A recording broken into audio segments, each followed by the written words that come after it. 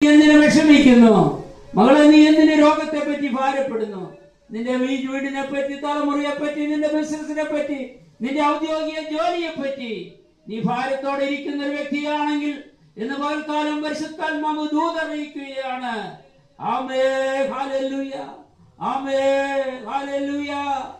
എന്നെ വിളിച്ചപേക്ഷിക്കുക.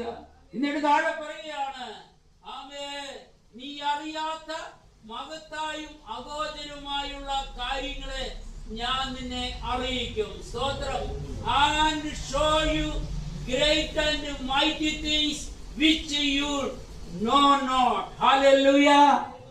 നീ അറിയാത്ത ചില കാര്യങ്ങൾ, നിനക്ക് മനസ്സിലാകാത്ത ചില കാര്യങ്ങൾ, ഇതുവരെയും ആലോചിച്ചിട്ട് വഴി കണ്ടുപിടിക്കുവാൻ സാധിക്കാത്ത ചില കാര്യങ്ങളിൽ മേൽ ഞാൻ നിന്നെ ആലോചന അറിയിക്കും. ഹല്ലേലൂയ. നീ ഇതുവരെ ചിന്തിക്കാത്ത വഴികൾ, നീ ഇതുവരെയും ആലോചിക്കാത്ത ചില മണ്ഡലങ്ങളിൽ കൂടെ നിന്റെ ആലോചന ഞാൻ നടത്തും. സ്തോത്ര. നിന്റെ ബുദ്ധിയെ ഞാൻ ഹല്ലേലൂയ അതിലേക്ക് കൊണ്ടുവരിക. നിന്റെ ഹല്ലേലൂയ അത് കോൺഷ്യന്റ് മൈൻഡിനെ ഞാൻ ഉയർത്തും. സ്തോത്ര. നിന്റെ ഓർമ്മശക്തിയെ ഞാൻ ഉയർത്തും.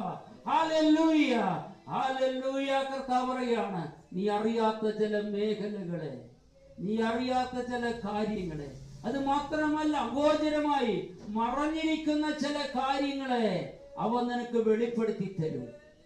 ഹല്ലേലൂയ. നിനക്ക് നിന്നെ പറ്റിയൊരു പദ്ധതി ഉണ്ടാകാം, നമുക്ക് നമ്മെ പറ്റിയൊരു പദ്ധതിയുണ്ട്. എന്നാൽ നമ്മെ പറ്റി ദൈവത്തിനൊരു പദ്ധതിയുണ്ട്. എപ്പോഴും നമ്മൾ ചിന്തിക്കുവാറുള്ളത് നമ്മളെ ഓരോരുത്തരെയും പറ്റിയുള്ള പദ്ധതികളാണ്, നമ്മളെ പറ്റിയുള്ള പ്രോഗ്രാംസ് ആണ് നമ്മൾ ശ്രദ്ധിക്കാറുള്ളത്. എന്നാൽ ഹല്ലേലൂയ, കർത്താവിന് നമ്മളെ പറ്റിയൊരു പദ്ധതിയുണ്ട് എന്ന് മനസ്സിലാക്കിക്കൊണ്ട് ആമേൻ ദൈവം കർത്താവേ എന്ന് വിളിച്ചാൽ അവൻ അഗോചരമായ കാര്യങ്ങളെ, മറഞ്ഞിരിക്കുന്ന കാര്യങ്ങളെ അവൻ നിനക്ക് വെളിപ്പെടുത്തി തരും. ഹല്ലേലൂയ, ഹല്ലേലൂയ, ആമേൻ.